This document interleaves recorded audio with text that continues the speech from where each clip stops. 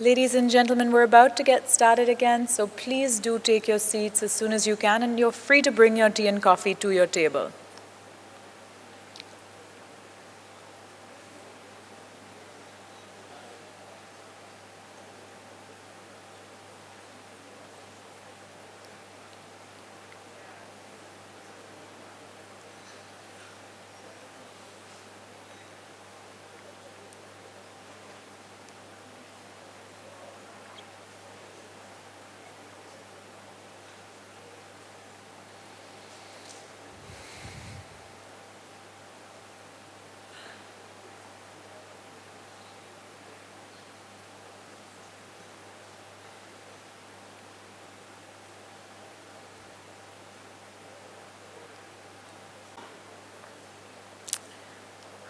Next, Ms. Hetal Dalal, Chief Operating Officer, IIAS, will speak about the methodology of the Corporate Governance Scorecard. Let me tell you a little bit more about Ms. Dalal. Ms. Hetal Dalal is the Chief Operating Officer of Institutional Investor Advisory Services India Limited and is responsible for overall business operations. IIAS is a SEBI-registered proxy advisory firm dedicated to providing participants in the Indian market with independent opinion, research, and data on corporate governance issues. IIAS provides voting recommendations on shareholder resolutions for over 650 companies. Prior to joining IIAS, Hetal worked at CRISIL Limited, where she has held leadership roles across several business verticals. Hetal joined CRISIL as part of the corporate ratings team and then moved on to work with Standard & Poor's, where she supervised the analysis of companies based out of North America. Hetal was instrumental in setting up the analytical team for CRISIL's small and medium enterprises ratings business vertical. In her last role at CRISIL, Hetal was Director Business Development, Bank Loan Ratings. Hetal holds an MMS in Finance from NMIMS and is a Chartered Accountant. Ladies and gentlemen, Ms. Hetal Dalal.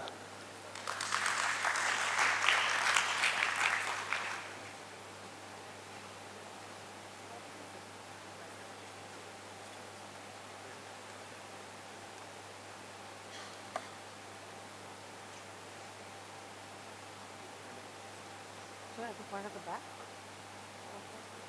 Okay.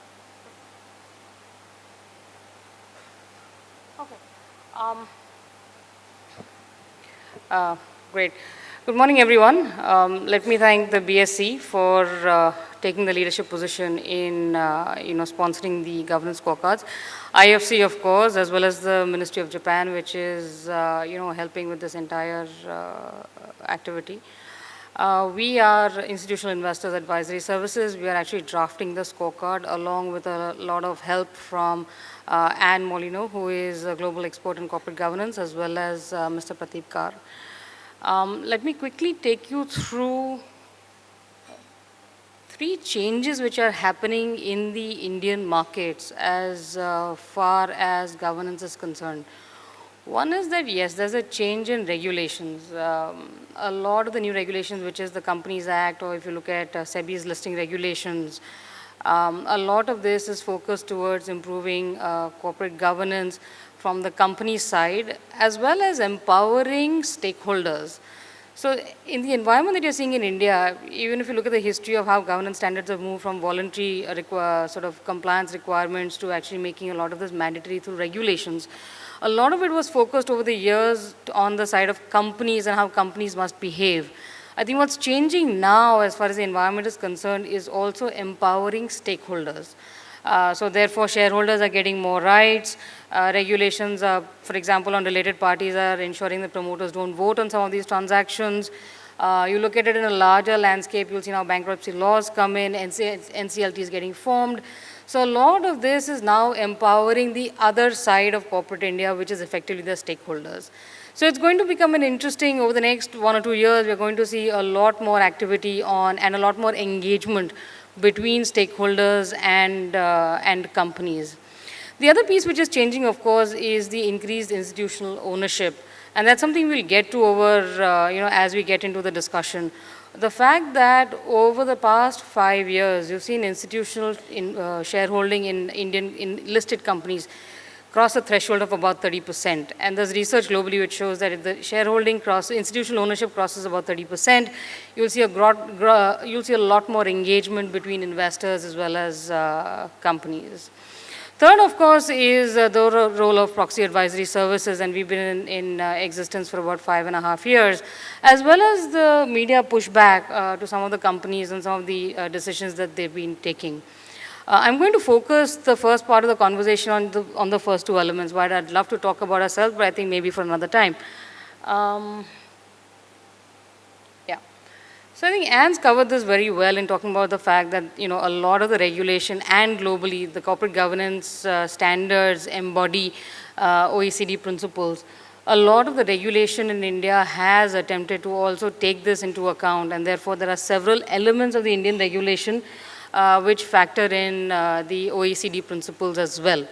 Let me quickly take you through the principles, ensuring the basis of an effective corporate governance framework. That's essentially an environment which allows good corporate governance, rights of shareholders and key ownership functions, which is what I was talking about earlier, saying that now there is a greater focus on empowering stakeholders, equitable treatment of all stakeholders, and I think that's the fundamental premise of good governance. Role of stakeholders in corporate governance, disclosure and transparency and responsibilities of the board. In responsibilities of the board, we see that the Indian environment has changed substantially from, culling out what are the roles and responsibilities and duties of boards, to articulating what is their role, to ensuring that there are separate committees for, important elements of board activities, and also going through board evaluation process. These are early days, and I think corporate India has embodied several of these aspects, and we expect that therefore a lot of activity which is really happening within companies is good, but really needs to be showcased and therefore measured. So a couple of things which we believe are good for the Indian markets, which we fundamentally believe will empower stakeholders. One is e-voting. It's just changed the counting from number of people that voted and attended a meeting vis-a-vis number of shares held, and that's how it should be. Related party transactions, where promoters really cannot vote on account of the fundamental conflict of the transaction. A whistleblower policy, which is mandatory for all companies, and class action suits. Now that NCLT has been formed, we expect that class action suit sections will be notified, and therefore this is likely to be the new area of how things are going to move. Again, disclosure has been used as an enforcement tool, not just from the company standpoint, but also from the perspective of stakeholders. I think regulation of markets have understood that institutional shareholders have the ability to influence companies and protect minority shareholders, and therefore SEBI has obviously brought in regulations which in a stepwise manner have required mutual funds from having to vote to having to disclose that they voted, and therefore disclose the rationale of how they voted. And this is disclosure. SEBI's regulations don't mandate mutual funds to vote, but because this is a disclosure requirement, it tends to make institutional investors a little more considered. Pension funds have already followed. We expect the insurance regulator will also likely follow in terms of compelling disclosures on how institutional investors have voted. Again, board evaluation, just the disclosure on board evaluation, whether it's undertaken, whether it's not undertaken, and who's actually getting evaluated as part of this process. There are companies which have taken this to a whole new level of actually disclosing what were the scores that individual directors got on their reappointment.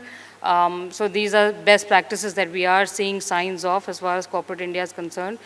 And CEO remuneration. This has always been a conversation across the world, not just in India, on executive remuneration.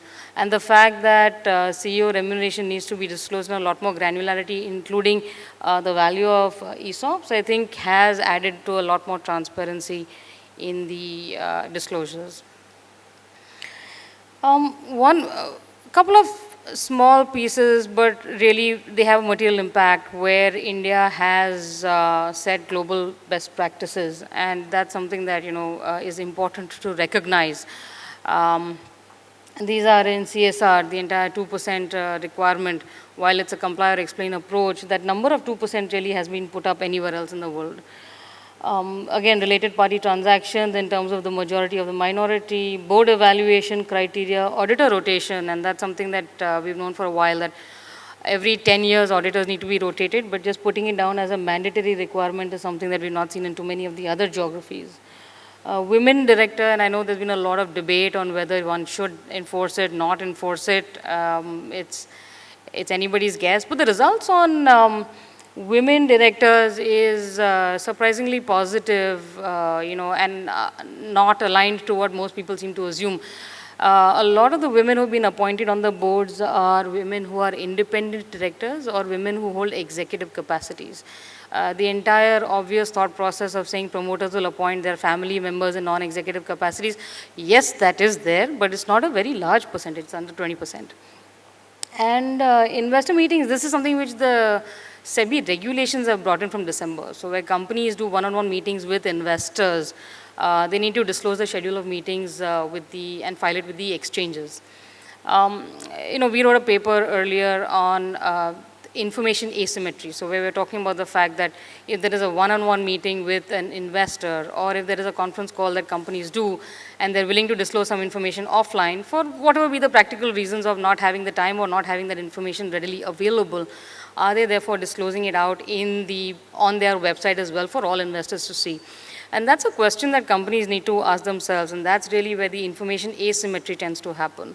But given the fact that you're now seeing that investor meeting schedules are being discussed and being disclosed, I suspect a lot of the information asymmetry also will be aligned over a period of time. This is what we spoke of. Where institutional ownership is really at an active engagement level. Last year itself, we reached a 30% threshold for corporate India. And typically, when that happens, you'll see a lot more engagement, a lot more conversation with investors. And that's what we are seeing in corporate India. From the feedback we get, most of the companies have expanded their investor relations teams. A lot of them are doing a lot more conversation, and there's a lot more communication. Disclosure levels certainly have improved in the past 1.5 years. I think the case study is a long conversation, but suffice to say that there is, there was a case where a company actually defaulted on its debt. The board felt that the management was really not, managing the company very well, so they decided to change the entire management team of the company. Now, one may say that this is pushback from the investors or the fact that the board was getting far more responsible, but that's really what we're going to see as some of these snippets in the Indian markets going forward. And this is what we talk of. Look at the, and if you just look at the first graph, right, just look at the number of abstain votes, and that as a percentage has decreased substantially. If you looked at this number, maybe, I would suspect 2012, you would see that number of abstain votes was 65%. That went down to 36, went down to 26, and now it's at 16%. And that's really telling you that mutual funds are indeed voting. This data is only for mutual funds largely because that's the only disclosure which is available in the markets right now, but given that pension funds are now going to be compelled to vote, and we expect insurance companies are going to be compelled to vote, it's going to change how investors react very, very fundamentally. And therefore, just that in itself will be a huge impact on how companies react to governance standards. Resolutions have been defeated, while the general sort of perspective tends to be that because promoters cannot vote their shares, only related party transactions are likely to be defeated, but not really. So you've seen that at 35, at least from over the past 24 months from the companies that we cover, and we cover about 650 odd companies, we know of 35 resolutions which have actually been defeated. Yeah, and several of the resolutions have passed, but that's also because promoters have voted on their shares on these transactions. So the larger point I'm making is that you're seeing investors now getting far more considered in the way they're voting. You're seeing that they're going to engage a lot more with companies, and therefore the need for better governance standards is significantly higher as far as the market is concerned. I think Ramesh covered this in the beginning, and so did Anne and Pradeep, so I'm not going to belabor the point, but clearly what we're looking at is the governance scorecard today must be looked at as a measure. It's effectively just a numerical score of where your governance standard is. And the larger perspective is not what the score is today, but the larger perspective is how you're therefore going to move from here, from point A to point B. And it's that journey of going from where you are today to going where you want to be is really what needs to be the focus of the conversation for companies and not just the ultimate score. So this is what the scorecard looks like right now. We've taken the OECD principles. There are a total of 60 questions. We've taken OECD principles and we've assigned weights to these to the total scores that we get on these questions. At this stage, we are looking at a self-evaluation for companies. You're welcome to do an evaluation by yourself. The questions, I believe, are going to be put up on the BSE website. So you can undertake this evaluation for yourself and look at it as an improvement tool. If you believe the score is good and you really want to use the score in a public forum to either attract investors or to just showcase the quality of governance in your company, then you need to have it independently validated.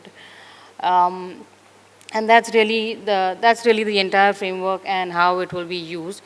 Let me take you through a couple of questions. Yeah. So these are the kind of questions that you're seeing. For example, did all board members attend the previous AGM? Now, regulation requires that the chairperson and the CEO and the chairperson of the audit committee attend. So that's a basic regulatory requirement. If you breach it, you get 0 points. If you're at the regulated level, you get 1. But if you're better than that, the entire board has indeed attended and they have been able to answer questions, have been responsible for the areas that they're looking at, then you get 2 points.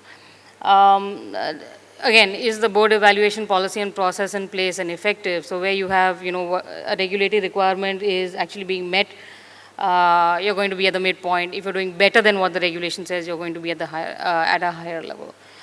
So you'll see a lot of companies, whether they knowingly or unknowingly, you'll see a lot of companies actually do a lot better than what minimum regulation really throws up. And that's something that, you will see great value in as far as the entire evaluation scorecard is concerned.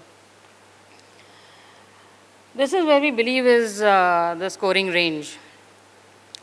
And I suspect that if you actually meet, this is a broad guess, but I suspect that if you actually meet the regulatory requirements, you'll anyway be in the good corporate governance levels. At 56 to 70, we are saying they're strong, and at above 70, we are saying they're at leadership levels and they'll be comparable to global best practices. We've done a couple of pilots. Let me just show you where, and this is based on publicly available information. I have to tell you that if the companies indeed participated, the score would have been higher. That's most likely true. You've seen one of the larger companies in India, well known for its corporate governance standard, getting a total score of 58, and this is a weighted score. And they've done a lot more than regulation, which is really what we are saying, that a lot of companies intuitively do a lot more than regulation requires for them to do because they fundamentally believe it's good. It's a question of being able to evaluate that. So you will have in this particular company, the entire webcast of the AGM was available on the website. Charter documents are publicly available, no additional rights to shareholders. Dividend policy has a specific targeted payout ratio. So therefore, the company says we will pay out a minimum of 30 or 40% of profits as dividend. And that's a specific mention which they follow through as well on it. And there is a clear commitment of developing stakeholder relationships. And there are several things that the company really does to ensure that stakeholders are well managed. So a company like this gets a score of 58, and this is really based on publicly available information. I suspect if the company really does participate, we'd see the score going higher. This is where we are on the model deployment, and these are the process that we followed. We are currently at the stage of getting market feedback, and we'd be happy to have an honest conversation around what you think some of the elements that we could indeed look at. Based on market feedbacks, we expect to therefore review the model and change it accordingly, and then deploy for the industry to use. So, like I said, governance scorecards is, let me reiterate, only a measure. It's about where you go from here to the next point, and that's really what the focus must be. So it's not about the score today, it is about the score going forward and what it will take for you to actually get there. There is enough research which says well-governed companies clearly attract far more investors, clearly attract, attract more capital, and yes, as Anne says, have better profitability. And we're hoping that this is something that the entire country can go on as a journey as far as capital markets are concerned. So thank you very much for your time, and I'm happy to take any questions. Do we have questions? Yeah. All right, great, thank you.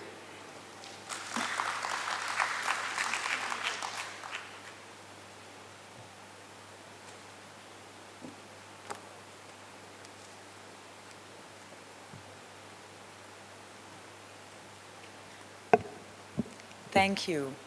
I'd now like to request Mr. Neeraj Kulshresht, Chief Business Operation BSE, to present a memento to Ms. Hetal Dalal.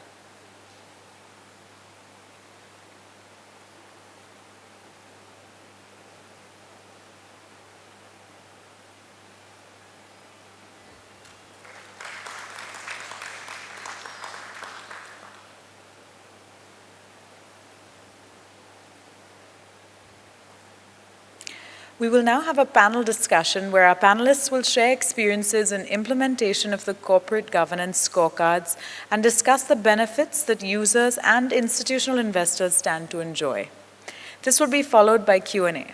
Our panelists are Mr. Saleh Hassan, Director, Professional Development and Corporate Governance, Securities Commission, Malaysia; Ms. Anne Molyneux, IFC; and Ms. Vladislava Rybota, IFC. The panel will be moderated by Mr. Nehal Vora, Chief Regulatory Officer, BSE Limited. I've already introduced Ms. Molyneux in the beginning, but allow me to introduce our other panelists and our moderator. Mr. Saleh Hassan oversees the overall management of the development and operations of the Securities Commission Malaysia's licensing examinations, competency assessment, and continuing professional education program. He's also the resident subject matter expert for corporate governance, where he leads in developing curriculum, courses, thought leadership, and industry insights initiatives related to corporate governance. He was once the pioneering corporate governance specialist engaged by the Asian Development Bank in promoting an interlinked Association of Southeast Asian Nations capital market, a project that aims to promote and to heighten the standards of corporate governance of listed companies across the region. He has been instrumental in the annual Malaysian Corporate Governance Index initiative undertaken by the Minority Shareholder Watchdog Group. He was also recently inducted into the Expert Group Fellowship for Corporate Integrity System Malaysia under the auspices of the Malaysian Institute of Integrity. In 2015, he served as a member of the panel hosted by the International Integrated Reporting Council to develop the competence matrix for integrated reporting. On the corporate sustainability front, he has on several occasions served as a member of the judging panel of the Malaysian Sustainability Reporting Award, organized by the Association of Chartered Certified Accountants. Mr. Hassan was an associate professor of accounting between 2001 and 2010 and the deputy director of the Nottingham University Business School from 2005 to 2009. His consulting and research interests are in financial reporting, accounting policy choice, and corporate governance and sustainability issues. He has published research papers in international journals and advises corporations in their effort to cultivate corporate governance culture and to develop meaningful governance and sustainability reporting through consulting engagements, seminars, workshops, and conferences. Mr. Saleh Hassan, ladies and gentlemen. Our other panelist, Ms. Vladislava Rybota, is a regional corporate governance lead South Asia IFC. Ms. Rybota joined the Mumbai office of IFC in October 2013. She is a key member of IFC's corporate governance leadership team and the center point of contact for both investment and advisory services for IFC in South Asia. She joined IFC in 1997 and worked in a number of corporate governance advisory projects and was covering investment operations in Europe and Central Asia. Ms. Rybota specializes in assessment of corporate governance practices, board evaluation, family business governance, governance of funds and SMEs, and has been regularly providing training for directors and corporate secretaries. She graduated from the law faculty of KNU in Kiev, Ukraine in 1993. She continued her education at Essex University, UK. She holds a PhD degree and is a mediator accredited by the Centre for Effective Dispute Resolution in the UK. She is a professional trainer and the author of a number of books and articles on corporate governance, commercial law, and mediation. Ms. Vladislava Rabota. And our moderator, Mr. Nehal Vora, is the Chief Regulatory Officer of BSE Limited. He started his career with the Securities and Exchange Board of India in 1996, where he spent 10 years in various functions, including the Derivatives and New Products Department. Here, he implemented the T+2 rolling settlement and system of straight-through processing for the institutional trades. In 2006, Mr. Vora joined DSP Merrill Lynch Limited as Director of Law and Compliance, where he headed the broking and investment banking compliance for 3 years. In 2008, he was awarded the OGC Living the Mission Award by Merrill Lynch. Today at BSE, he heads all the regulatory functions. Mr. Vora is the chair of the Cyber Resilience Task Force of the Affiliate Members Consultative Committee of the International Organization of Securities Commissions and the chair of AMCC's Working Group on Cyber Resilience at Trading Venues. He is the co-chair of PhD Chamber of Commerce for Capital Markets Committee. He holds a commerce degree from Mumbai University and a Master of Management Studies degree in finance from the Narsi Monji Institute of Management Studies, University of Mumbai. And with that, let us begin our panel discussion. Over to Mr. Vora. Thanks so much for your kind introductions. I propose to have the panel fairly interactive, and I would encourage the audience to kind of at any point of time, if you have any questions, comments, queries, please feel free to, because it would make sense in having it as interactive as possible to make it kind of interesting. So really starting off corporate governance scorecards. We've heard a lot this morning on various aspects, right from the need for Indian corporates to what has been the experience and what really it entails in terms of the scorecard.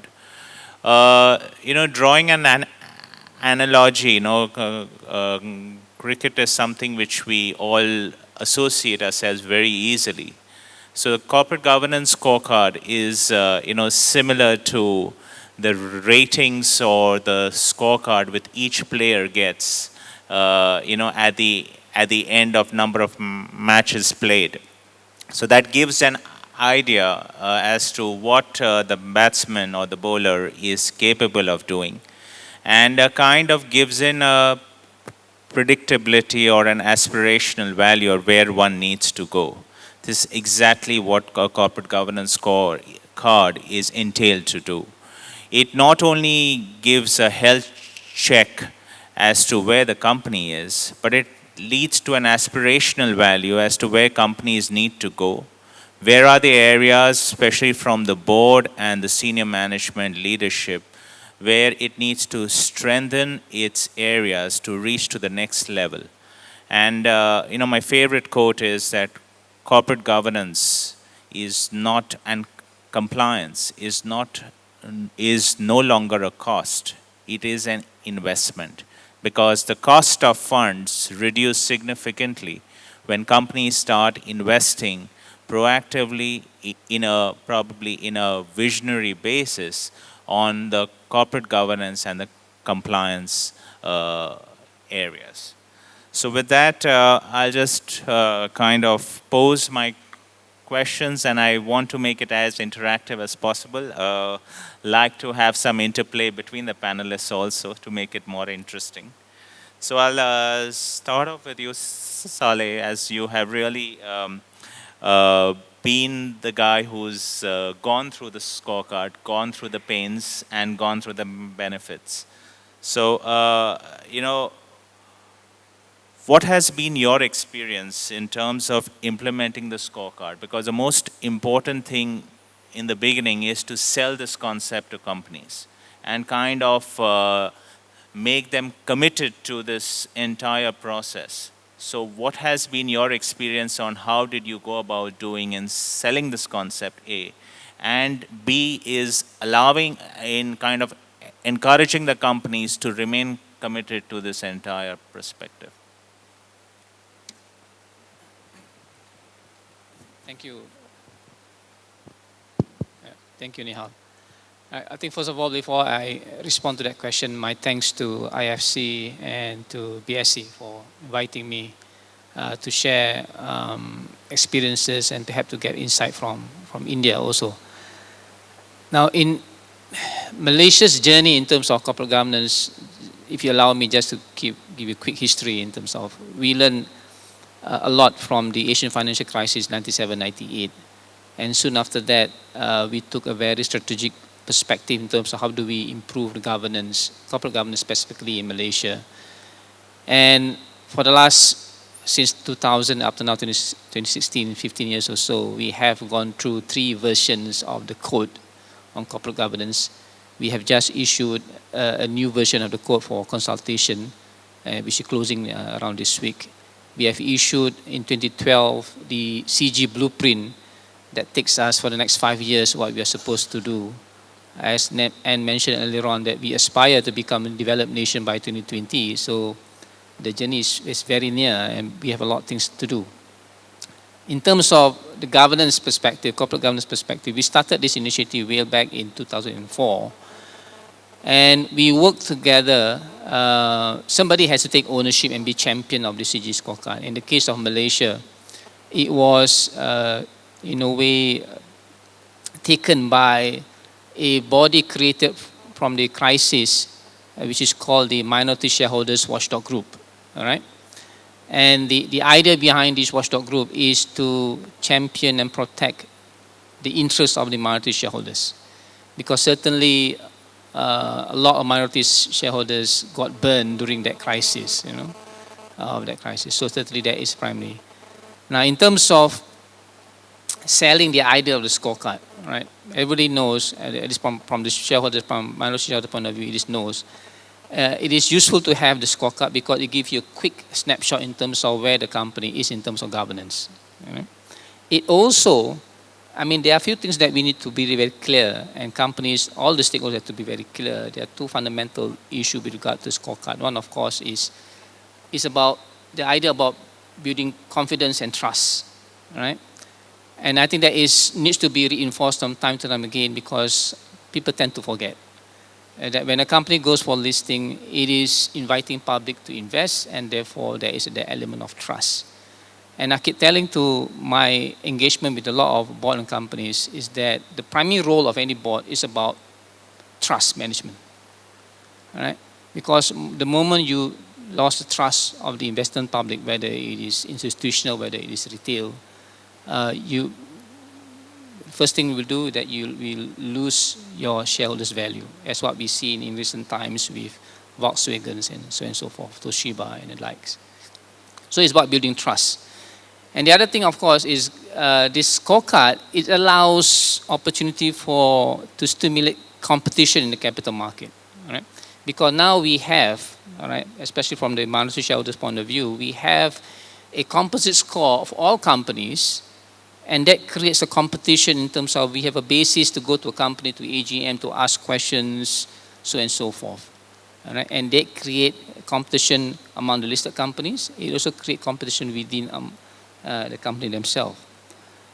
So we need to reinforce the point about it is beneficial to the shareholders. It is also beneficial to the company themselves because then, all right, I'm not so sure, perhaps my apology, I'm not so sure about in the case of India, but in the case of Malaysia, it is under the listing requirement that it is the obligation of the directors to produce the CG report.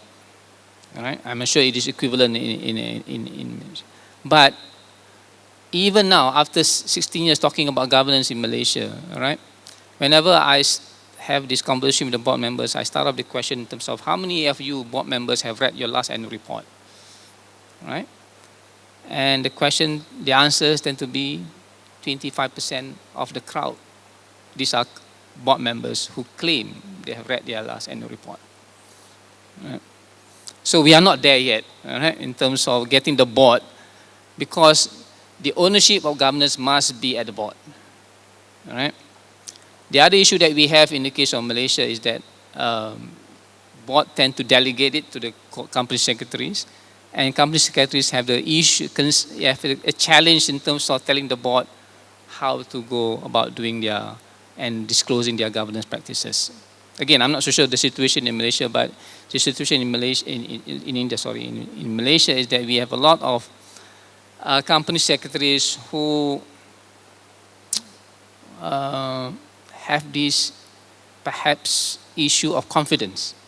Right? Even though the role of company secretaries is a role mentioned under the Companies Act, which is an officer of the company, right? But it is, to some extent, has been seen as not really to support the board, but more of primarily the minute taker, the reminder to the board, which is not supposed to be the role of company secretary. It has to be at a higher level of the role of the board. So the challenge that we have in Malaysia is how do we encourage company secretaries to really embrace the role, right, as a company secretary. So those are the things that we have learned, and how do we encourage and maintain the momentum of governance, right? We have gone through this almost a decade, a journey. It is very useful, and I think, I'm not sure you are thinking about it in terms of recognizing good practices, all right, giving awards to deserving companies. And when I say giving awards, not only to the bigger ones, because the bigger ones always win awards, but more to recognize the smaller ones, the medium ones, because then they see it is not only the game for the big boys.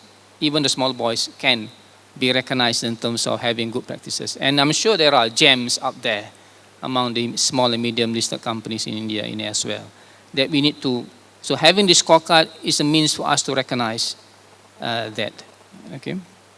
And the other thing, of course, is the issue as which Anne mentioned, and how do you counter the criticism, if it is a criticism, that the scorecard only measures form and not substance. Right? We still have that in terms of Malaysia, even within the ASEAN, companies asking us in terms of how do you know that whatever been disclosed is the truth. I think the starting point, of course, is that we assume whatever you disclose is true. Right? To think otherwise, then you are misleading the market. All right? And there are, of course, companies will do that. Right? We try to disclose over and above what they think they are practicing, but having this scorecard again is a means for us to catch those kind of companies. Okay? So it has to be a continuous effort, a continuous discussion, and I think having the scorecard is a one step, but we need to continue reviewing it. We always do a review. We always engage with the companies and other stakeholders in terms of how can we improve upon the scorecard, what else can be done in order to encourage not only compliance to the scorecard or the listing requirements and the code, but beyond that. Now, having said that, compliance, I just want to share with you in terms of, it is nothing wrong having compliance mentality. In fact, it is a necessity for you to have a compliance mentality.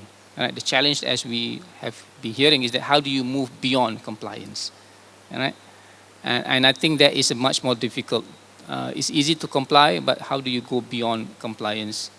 And that's why we need to look at the global benchmark, global best practices, in terms of how do we companies move beyond. Thank you. Thanks, Ale. I think they have raised some very important, pertinent question. Moving on to you, Anne, just wanted to take off from there. As he mentioned, that the owner of governance is the board. So how, in your experience, has a corporate governance scorecard been helpful in boards kind of supervising the governance standards? And has it been used effectively in terms of enhancing the governance measure in a more objective manner for boards? And how would this scorecard be used effectively by boards in kind of having a more objective tool in kind of assessing the level of corporate governance, because the fiduciary of that is with the board? You're right, Nehal. The investor, the first thing the investor looks at when they start to look at a company, they say, who am I giving this money to? Because it's not to a company, it's to a group of people who are on the board. So we look at the board and we look at the people, the nature of the people. And I just made a note whilst Saleh was speaking regarding, we want to know, do those board members, are they committed to this company? Are they committed to corporate governance? So we'll look at their public speeches, as in the Financial Express. We will look at their public statements. We will look at what other things they're associated with, what other companies, do the other companies they're on boards with, do they have a conflict of interest with that? Or are there too many other boards that they're on that they don't have time for this board, so I'm not so sure about them. But what has happened with boards then, as you go through a scorecard, part of the issue with the board is that you don't want everybody to come from the same family. You don't want everyone to come from the state institution. You don't want everyone to come from the same school or the same background. On the board, we always look for a diversity. And I don't mean just gender diversity. I mean a diversity, a balance of thinking, whereby you can get financial thinking and legal thinking and marketing thinking, all into the company, all into the discussions, industry thinking, risk thinking, all into the discussions around the board table. And so we would hope then, by looking at the board, we would see that they have a diversity of background and of thinking, and that as a consequence the board discussions would go well. Now, we don't know that, and nobody will ever know that unless you attend every single board meeting, because at one board meeting something can go wrong. So all we can do are take indicators, and we do start with the board, we look at the board, we look also at the board, and some of the questions in the scorecard will point to, well, do you have policies? Do you have a code of ethics for the board members? Not a code of ethics for every single other employee and not the board, but do you have a code of ethics you ask board members to sign up to? Do you have board procedures where they know this particular paper is coming, it's for decision, there's no confusion, we're making a decision here, whereas the rest is just for information. So we ask a lot of questions about what they do, how they structure, and how they go about their business. We ask a lot of questions about the board committees, because anyone who's on a board knows a lot of work gets done in those committees, and how they remain accountable to the board. And I looked at some of the questions that Hetal put up, particularly the one about the board members attending the annual general meeting. So what is that about? Every single board member is appointed to be accountable to the shareholders. So if they're not there at the annual general meeting, they're not there to answer questions, they're not there at all, or just there as a decoration. Either way, that's not accountability. So that's what we're trying to get to. Are they really accountable? So you can see how it works its way into that implementation side. May I come back to something that Saleh said just a little bit about trust and confidence, if I may. Trust does disappear. In the Philippines, we had the example of CalPERS. It's one of the largest pension funds in the world. And they had invested in several Philippine companies. And they were sufficiently dissatisfied with the general level of corporate governance in the country that they removed all their investment. And it took the Philippines an enormous amount of diplomatic effort and 5 years to get them to reinvest, even on a small scale, back into the Philippines. So money does walk. The second thing is, and it's walked in other countries, in Vietnam there were investments by major banks into some of the Vietnamese banks. And in Vietnam, if you're a major joint venture partner with a bank, you must leave your investment there for 5 years. But at 5 years, 2 of the banks left.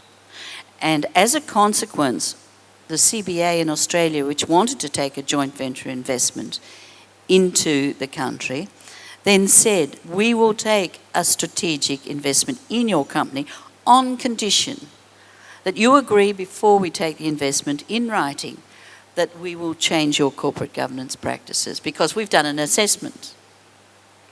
So you can see it does come back to that relationship you need to have both within the company with the board and the way in which they manage their company and the governance of the company and also the investor. Thanks, Anne. Really, Slava, taking on, in your experience, which you've gone through various jurisdictions, how would a corporate governance scorecard improve the standing internationally, both for a jurisdiction as well as for a company, in kind of taking it to the next level, especially when you have multiplicity of scorecards? So how do you believe that, and from your experience, that the IFC methodology is something which is more widely accepted in terms of being a global benchmark for corporate governance? Thank you, Nehal. I think Anne has had a perfect slide in her presentation on that. So there is a proof that a country is doing much better in corporate governance. And that's actually how we see the scorecard. Again, this is a health check, but also I see a scorecard as a great educational tool. Because, again, coming back to what Saleh said and Anne, many of us think that corporate governance is a compliance exercise, and we keep repeating this. Corporate governance helps to understand how to go beyond the compliance, how to make this extra step. And we designed the scorecard specifically with explanations. So it's a very easy tool. You just go there, you read there what you need for the second to score better. And many companies actually do this. In one of the countries, I think it was Macedonia, smaller country, I agree. Again, to date, India is our biggest effort ever. In smaller countries, again, we worked with the stock exchange as a promoter of a scorecard. And in the first year, overall level of corporate governance was not good because, again, a long time ago, smaller market, not really a lot of knowledge about corporate governance. And the first year, only 20 companies, I think, took this exercise, so they scored. But the scorecard and the questions and the way they were framed helped them understand where they have to go. So after the scorecard was done, they had a plan for the next 2 years for each company on where to go. The others, of course, took it over as well, and they went to the. So the next year, I think we had 45, and the next year we had more than 100. I don't remember the numbers correctly, but it was a very clear progression. And now, again, first, investment increased in the country because the corporate governance score is closely connected to doing business, which is done by the World Bank.